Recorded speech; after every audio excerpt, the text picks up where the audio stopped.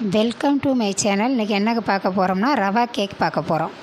இப்போ ரவையை அரைச்சிருக்கேன், 1 கப்பு எடுத்திருக்கேன்.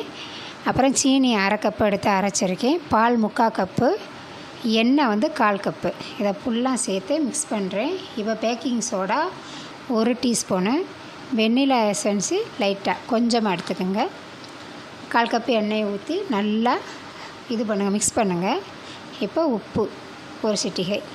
இது காப்பித்தூள் சன்ரைஸ் 2 ரூபா பாக்கெட்டு. அது கொக்கோ பவுடர் 1 டேபிள் ஸ்பூன் போட்டிருக்கேன். பாருங்கள், நல்லா கிண்டியாச்சு. இப்போ பட்டர் சீட் போட்டு இதில் வச்சாச்சு. பாருங்கள், இப்போ ஓவனில் கொண்டு போய் வச்சாச்சு.